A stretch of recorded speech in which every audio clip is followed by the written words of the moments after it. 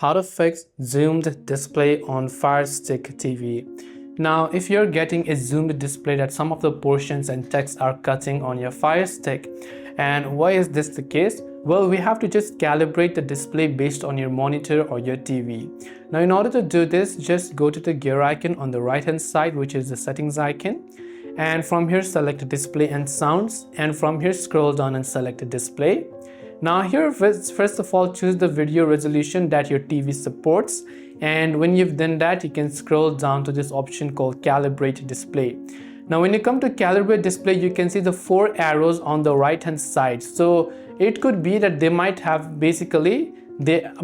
crossed that particular border. So you just have to make sure that these arrows are fitting the bezels of your monitor or your TV.